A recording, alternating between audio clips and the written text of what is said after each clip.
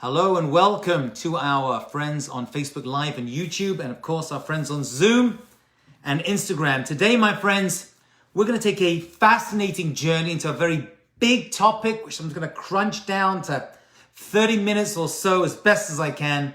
And today's discussion is vision-driven leadership. Vision-driven leadership. And we're going to make a fascinating distinction which the Torah sources and Jewish history have proven to describe how effective leadership comes in a number of forms, but one of the key ingredients, one of the most important secret sources that we see exist in a successful leader is a person who is a visionary. And we're going to define exactly what that means via idea and, of course, by example.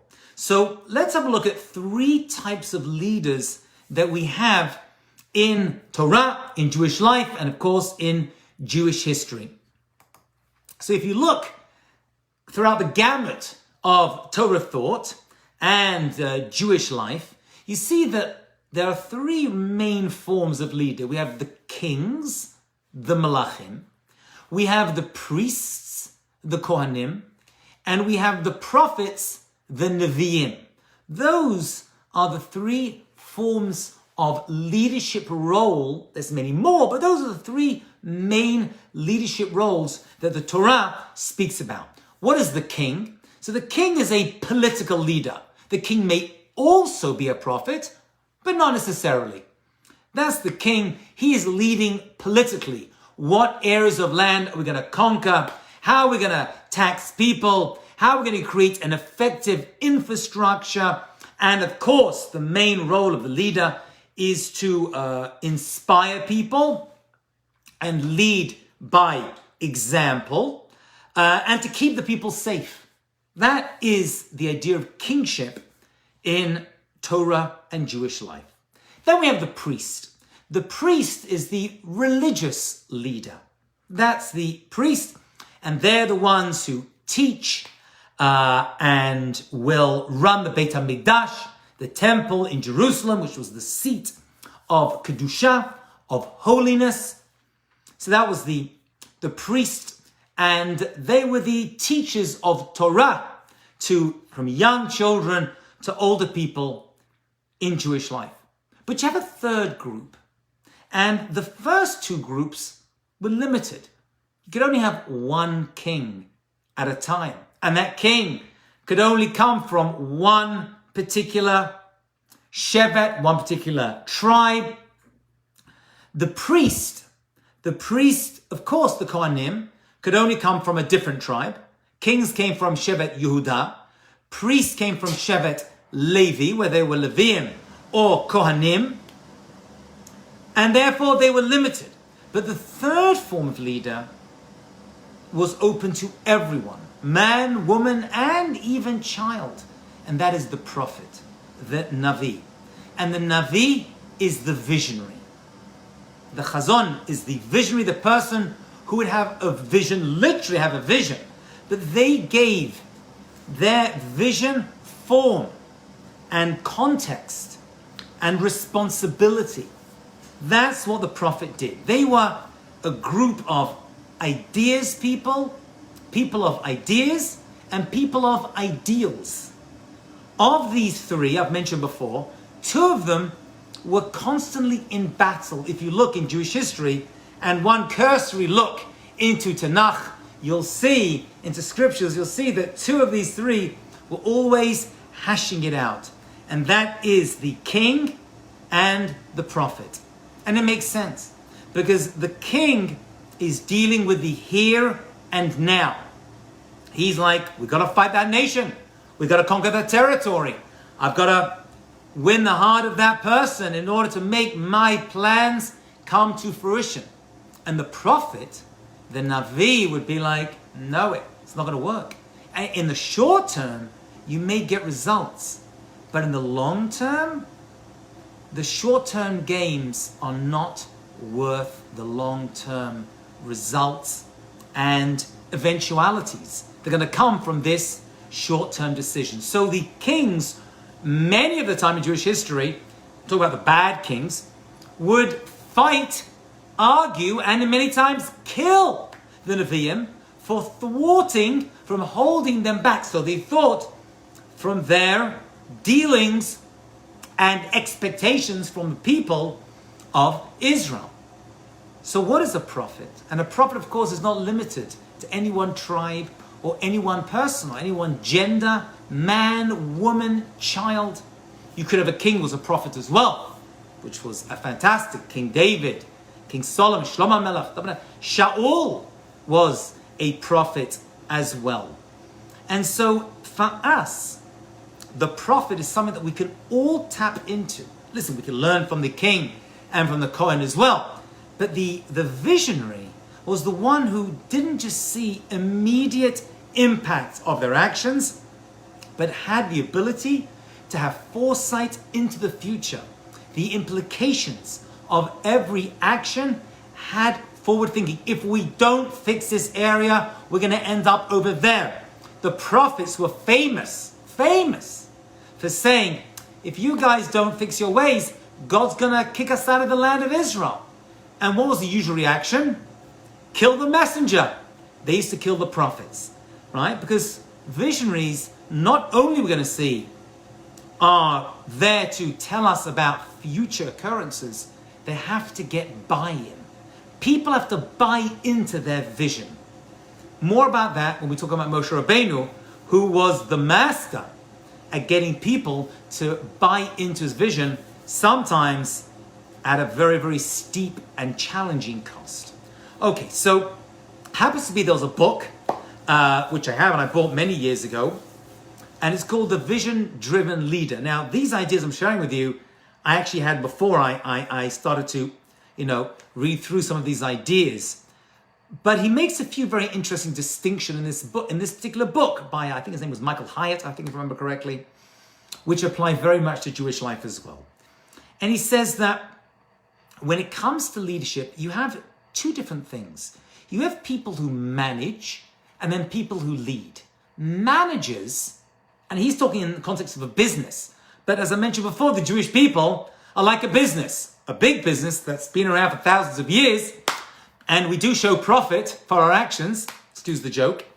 But he says managers are important and they help us manage our expectations and run things on a day-to-day basis. But not all managers are leaders. Many times you'll have a person who is a manager and very good at as a manager, but be terrible as a leader. Happens to be there's a show on television, which I'm sure many of you have seen before. It's called The Office. There was a British version, which I was a very, very big fan of, which only had a few seasons. And I've seen one or two shows from the American version. But the whole premise of that particular show was that you could have a person who was a manager, right, the head of Dunder Mifflin. And he was a pretty good salesman and an okay manager, but a terrible, terrible leader. How did he become a leader? Because he was a good manager, but not every manager should become a leader. They have two very different skill sets. Managers may do well managing people. Actually, he wasn't very good at that either. He was a good salesman. But a leader is someone who sees what the future of the company is all about. The leader of the Jewish people, of the synagogue, of the organization, is a person who's managing expectations, but is not limited by those expectations, not limited by the people, is able to create a vision of the future. And that future may be 1 year down the line, it may be 20 years down the line. In case of Moshe Rabbeinu, the greatest prophet that ever lived, it was thousands of years down the line. He was able to give us insights that lasted not just for centuries, but for millennia, which is what makes the Torah such a timeless Sefer book, greater than any other book that we see in scriptures. So managers manage, but leaders lead. So within that, we have to make another distinction, and that is there are many times when we have a mission in life. We want to acquire something. We have a mission to have a good family, take over a company, create some mission that we have. But that's very different, again, from having a vision. A mission is a short-term prospect. A vision and a visionary is someone who has a long-term view, is not seeing things in the short term. So let's look at a couple examples of this. Let's have a look at real life leadership and how it's vision driven and not limited to one or even two missions. So as we mentioned already, prophet is the clear example of a visionary. And we know that God spoke to Moshe Rabbeinu, the greatest prophet, and said that the Jewish people are in tremendous distress in Egypt. As it says in the book of Exodus, chapter 3, verse 9 to 10, the outcry of the children of Israel has come to me, says God, and I've also seen the oppression with which the Egyptians oppress them. Now go, take my people, the children of Israel, out of Egypt. So that was the mission that was handed to Moshe Rabbeinu. Now, not every mission is easy, but Moshe Rabbeinu was greater than a person who was there to spread a mission. He was a visionary. And he was given actually a double challenge. He had to persuade the Egyptians to let the Jewish people go. Now, that's the mission part of the puzzle. Persuade the Egyptians to let the Jewish people out of Egypt. The next part, however, was the vision, the visionary part of his mission, which was to persuade the Jewish people to want to go. Now that, by the way, many people consider, and if you think about it, I agree, was a much harder challenge. And actually, in some respects, he wasn't fully successful in that, meaning that many of the Jewish people did not leave. According to our sages, 4/5 of the Hebrews who were in Egypt did not actually leave Egypt. Only chamushim yalu, says the Torah. Only 1/5, 20% of the Jewish people actually got out. But that 20% that got out were the lucky ones, they're our ancestors, right, the Jewish people, because they were the ones who were able to be part of the vision. And so the mission was to destroy the Egyptians and break them so they let us out. And that took plagues and a strong hand of God. And Moshe Rabbeinu was definitely part of that plan. But that was one thing. But to provide a vision of what could be, a vision that we can have a beautiful slave-free life outside of this country that we've been in for hundreds of years, that takes a visionary. That's someone who's not just getting us out of the problem, but showing us what can be, what will be, even if that someone does not merit to actually fulfill that mission. We see many great people throughout history who started a mission, who started a vision with their own two hands, and then never actually got to see the end of that final vision come to fruition. But that's okay. They still get the benefit, right? Even in death, of having their vision come to fruition. And Moshe Rabbeinu is one of those people. Yoshua is the one who takes over and allows the Jewish people to realize the vision that Moshe Rabbeinu created for them 40 years before. So that's a very, very important distinction that we see. Happens to be, where did Moshe Rabbeinu learn this from? Where did he get this idea of a visionary? So Moshe Rabbeinu was lucky enough to have an incredible woman in his life. And her name was Miriam. And Miriam, if I may say so myself, was not only a great prophetess, but an incredible visionary. She was someone who was able to not only deal with the mission of allowing the Jewish people to survive being in Egypt, but she had the vision to be way ahead of the curve in terms of providing a vision for the people. And sometimes that took on very dramatic and exciting reality. Let me give an example. We know that there was a decree in Egypt that every baby boy that was born had to be killed and drowned or killed and then thrown in to the river Nile. Into the Nile, that was the decree of Pharaoh in Egypt. He had heard that a redeemer was going to be born. He heard from his astrologers, and that redeemer was going to be cursed with water. He just got the wrong water. He wasn't a very good visionary. The water he thought was the water of the Nile. The water that did come actually was the water that came out of the rock that Moses hit many years later. And so all the babies were thrown into the water. But before that happened, or while that was happening, Miriam's parents realized that they shouldn't be together because they were going to create children who would die. And Miriam, at a very young age, turned around to her own parents, who were great people in their own right, Yocheved and Amram. And she said to her parents, "You're worse than Pharaoh. Pharaoh only wants to kill the boys. You separating is not only not going to bring out any boys, but also any girls. So in some sense, you are worse than Pharaoh." And her parents, who were incredibly humble people, were makabel. They accepted this and they reunited and they got pregnant. And Yocheved gave birth to a baby boy who eventually became Moshe Rabbeinu, the younger brother of Miriam.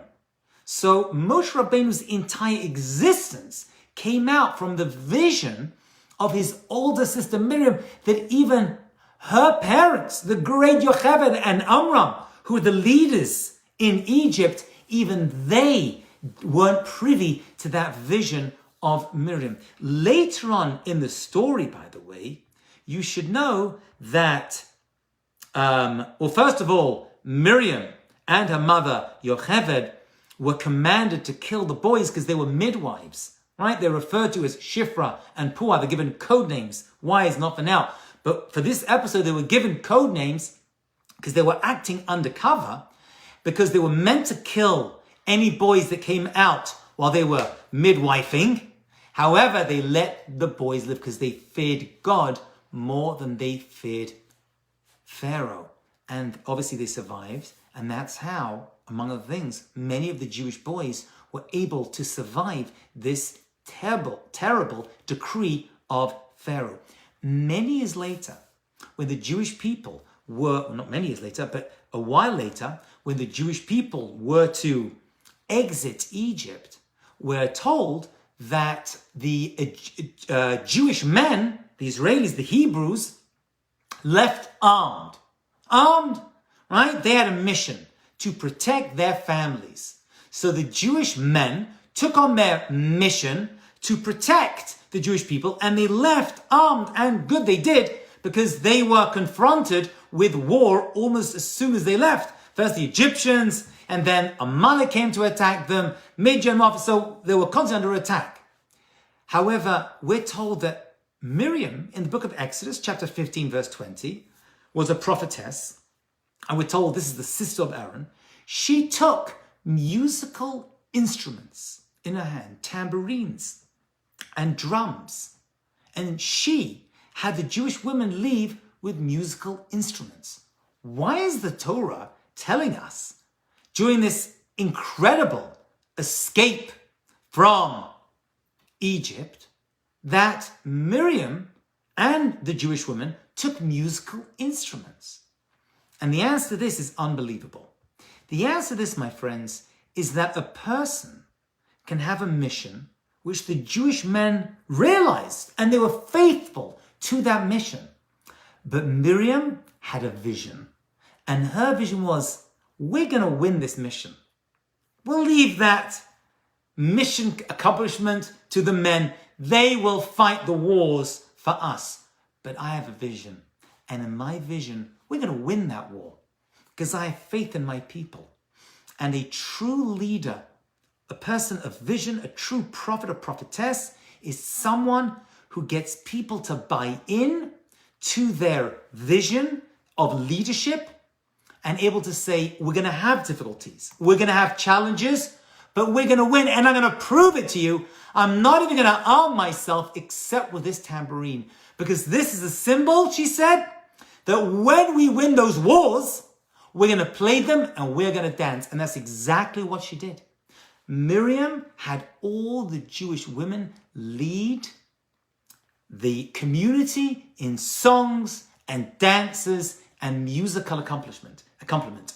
That was the visionary tactic that Miriam used to get buy-in from the people. So Moshe Rabbeinu, just like his older sister, who remember, without Miriam, there'd be no Moshe. So she's an incredible visionary. And Moshe Rabbeinu gets buy-in by giving a vision of a land flowing with milk and honey. And Miriam gets buy-in by saying, look at this symbol of success.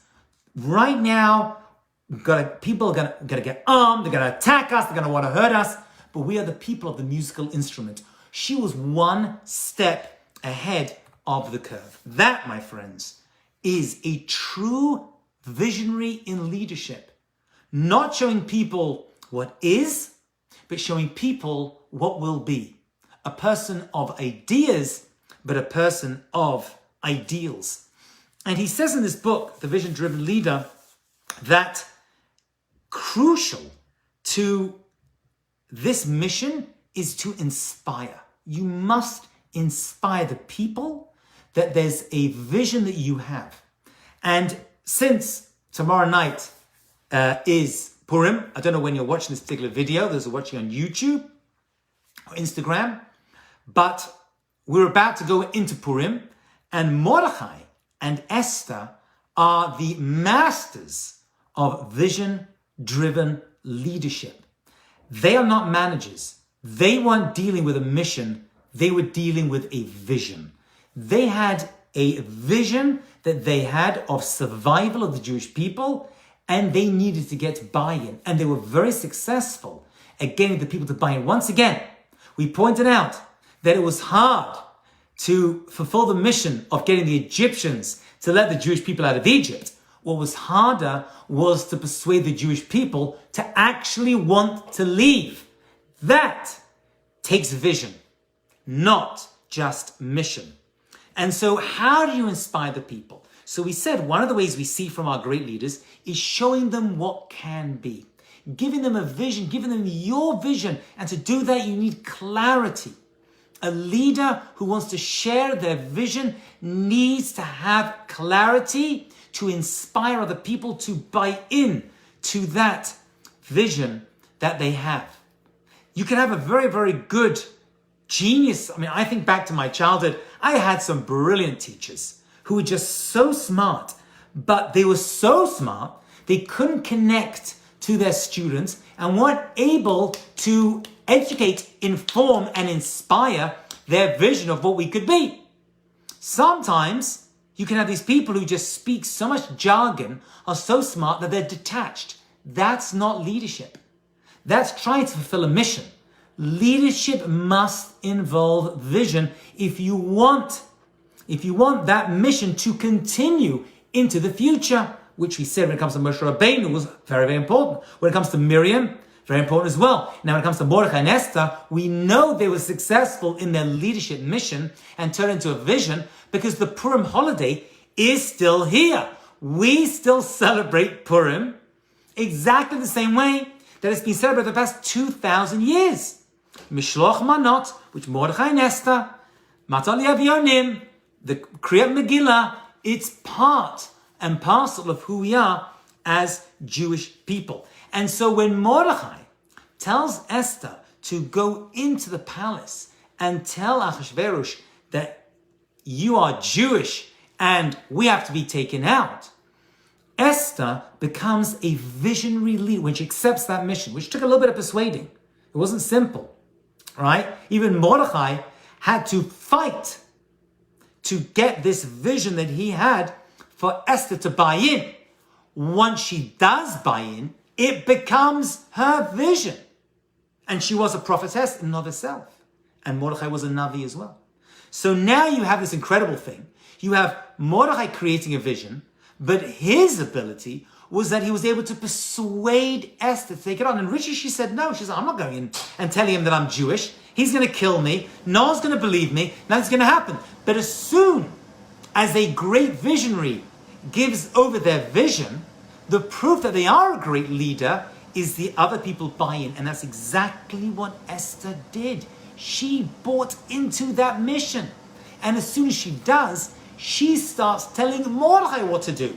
She doesn't wait. He tells her what to do for the entire story. Hide yourself, go to the palace, don't eat that, don't speak to anyone, don't tell them where you're from. And she is like a submissive character, a leader, but a mission leader. But as soon as she buys into his vision, she becomes the visionary.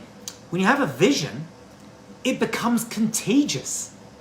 You've had that experience before. Someone gives you over an idea, an ideal, and you're hearing it, and you're trying to figure it out. But as soon as you buy in, it becomes your vision. And it goes from father to son, from mother to daughter, from husband to wife, or wife to husband, or from teacher to student, and sometimes from student up to the teacher. Many times I've bought into visions of my own students who pointed out certain things to me. And that's what Esther does. And then Esther does something unbelievable. She turns around to Mordechai and says, now I'm in charge. It's my vision now. Gather together the Jewish people, Kanos Kol Yodim. Gather them together. We need unity. We need Achdut. Have them all pray for me. I need everyone to fast for 3 days. She takes control and adopts the vision that belongs to Mordechai. And so incredible is Esther in this job that it actually ends up being called in her name. It's not Megillat Mordechai, it's Megillat Esther. Hey, it's not fair. It was his vision.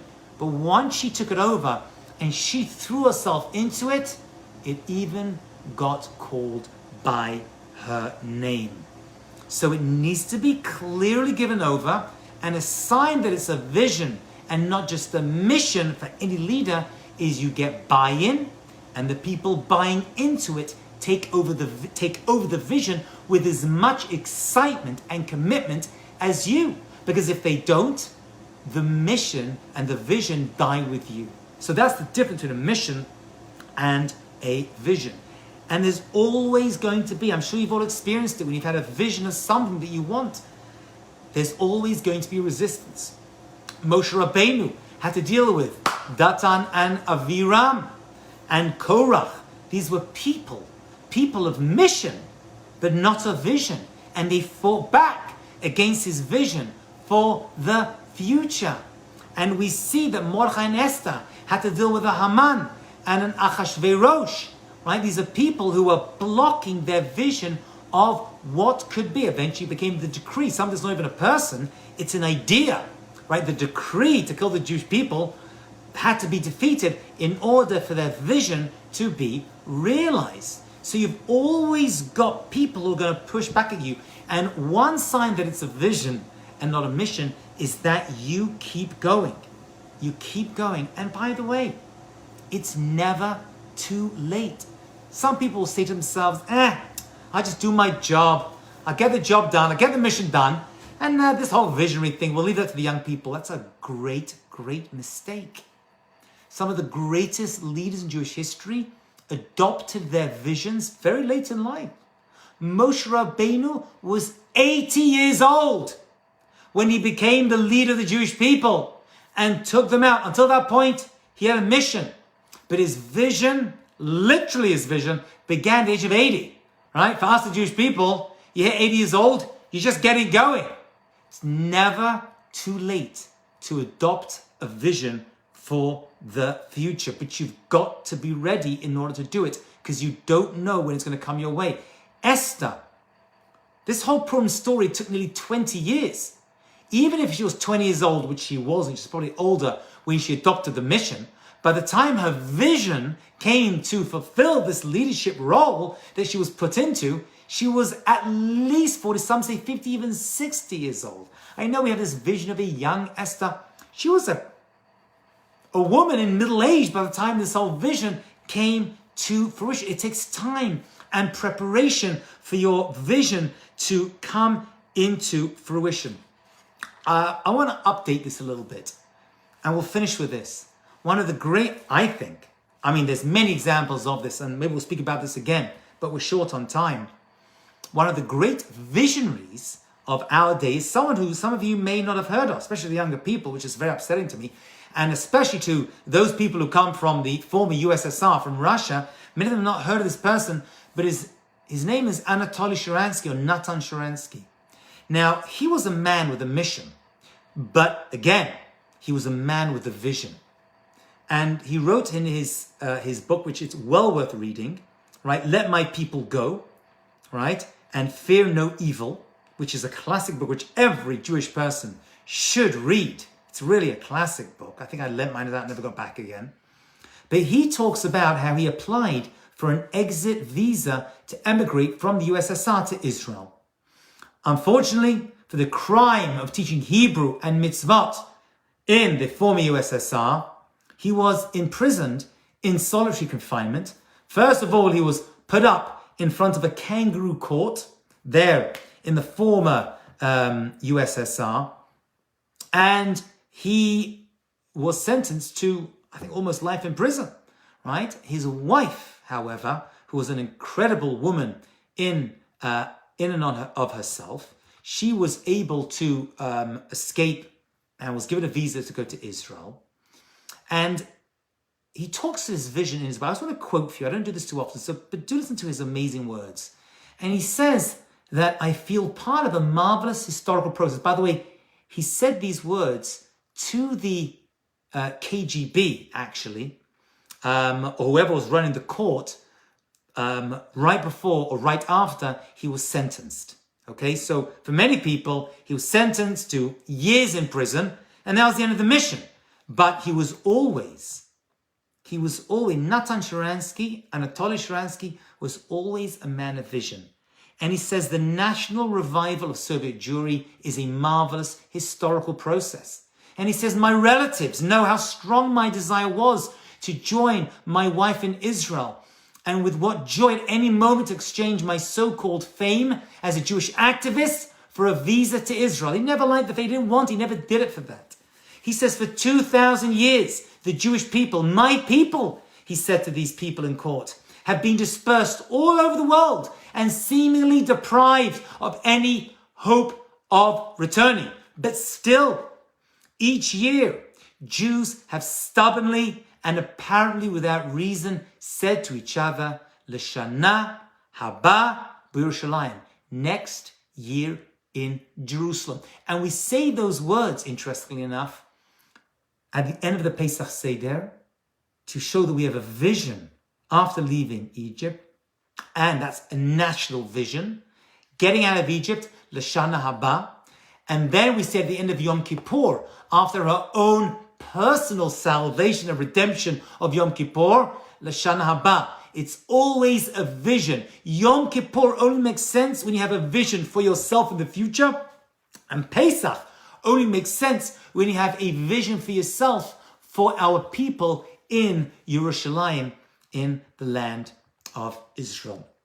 And so, my friends, we see that some of the greatest leaders of antiquity, from the Bible right to the modern day, we could use many more examples, are people who realize that maybe the mission is going to block me, but the vision can never be taken away. It's going to remain with you and remain with our people way beyond our own personal demise, because there is no greater vision than the vision of Moshe Rabbeinu and the great prophets that tell us that one day we will return to the land of Israel, because L'shana haba b'Yerushalayim, we are the visionary people. Says the Gemara, although we are not Nevi'im anymore, we are B'nai and B'nai Nevi'im. We are children of prophets.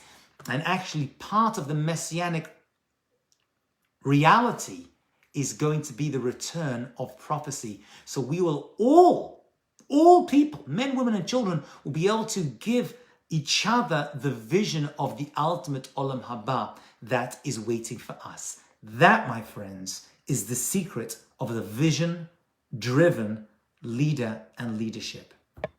Okay, thank you all so much for joining. Always a pleasure. I wish you all a beautiful Purim. May you be blessed this year. May this be the final unmasking from the pandemic that has plagued us literally over the past 12 months. Just like the masks were put on around Purim last year, may we all, God willing, demask this Purim with the end of this terrible challenge and trial. May we see the final redemption and live our lives with the Purim spirit of joy and simcha. Thank you all very much. Have a great week. Purim Sameach.